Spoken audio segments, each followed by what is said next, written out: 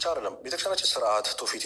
አሁን ለምሳሌ አለባበስ ላይ እህቶች ምናምን ሲነገራቸው ምንድን የሚሉት እግዚአብሔር ልብን ነው የሚያዩ። አለባበስ ምን ያደርግለታል? ውጭ ያለው ነገር ነው። እግዚአብሔር አንተ እሱን ለመፈለግ ምን ያህል ስቴፕ እንደምመጣ ማወቅ ይፈልጋል። አቡነ ሽኖዳ እጅግ በጣም በቃ የሚሉት ነገር አለ። ፍቅር ከሁለት ወገን ነው፣ ከአንድ ወገን አይደለም። ይወዳላ አንተም እንድትወዱ ይፈልጋል። እግዚአብሔር ወዶ ብቻ እንድትቀርም አይፈልግም። እና እሱ እንግዲህ ፒኩን አሳይቶናል። ሞት፣ በዛ ሁሉ ስቃይ ውስጥ ከዛ መሞት፣ በቃ ይሄ መጨረሻው ነው። እሱ እንድታደርግለት እኮ አይፈልግም። ትንሿን ነገር ግን እንድታውለት ይፈልጋል። ሰው ምንድን ነው? ሳክሪፋይስ እኮ ነው። ሁሉም ነገር መስዋዕት ነው። ቁርሱን ለእኔ ብሎ ይተወልኛል ነው። አንድን ማድረግ የምትችለው ነገር ነው። ከባድ አይደለም አይደለም።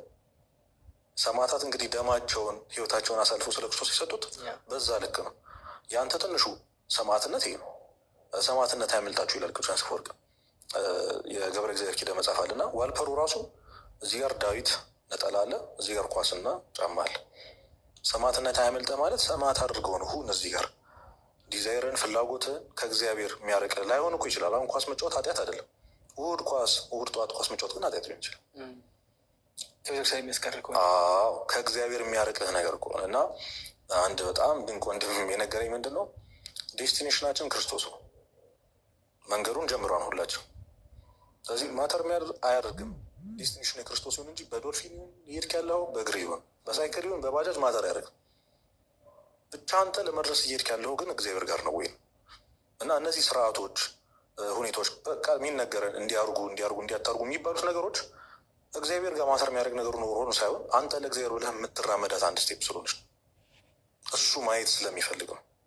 ያቺን ቤት የተኘች እግዚአብሔር ማግኘት ይችላለሁ። አዎ ማግኘት እኮ ትችላለህ። ግን ተነስተህ ማትሄዱ ለምንድን ነው? ለሞትልህ አምላክ አንተ ከብዶ ነው። በቃ ዛት ተኩሽን እኮ በቃ ይመጣልኛሉ ነው እኮ ደግሞ እኔ እኮ በጣም እኔ ይላል ክርስቶስ ቀንበሬ ልዝብ ነው፣ በቃ ሸክሜ ቀሊል ነው ይላል። ከባድ ነገር እኮ አልቻልኩባቸው። ሰው እንዴት ቤተክርስቲያን መምጣት ይከብደዋል? ንስሐ መግባት፣ ስጋው ደግሞ መቀበል በነፃ አስበው። እንግዲህ የሆነ አንድ ቀን ተነስተው ካህናት ስለ ንስሐ መቶ ሺህ ብር ያስከፍላሉ ቢሉ ማን የሚጠይቃቸው ይመስላል? ሺህ ጊዜ ልድረግማቸው ትችላል። አንተ ግን አድን። በእውነት ነው። በቃ በክፍያ ቢሆን ምን ሊመጣ ነው? ጥምቀት በወተት ቢሆን ምን ሊመጣ ነው? ስጋው ደግሞ በጣም በቃ በቪአይፒ ካርድ ቢሆን በሚሊየንስ የሚሸጥ የሞት መድኃኒት እኮ ነው። ስጋው ደግሞ ቀልድ መሰለህ? እንዲህ በቃ የሞት መድኃኒት። ዛሬ ያሉ ሀብታሞች የሞት መድኃኒት ይሸጣል ቢባሉ ስንት ቢሊየን ሊወጡ ይችላሉ? ስታስቡ ያደርጉታል አይደል?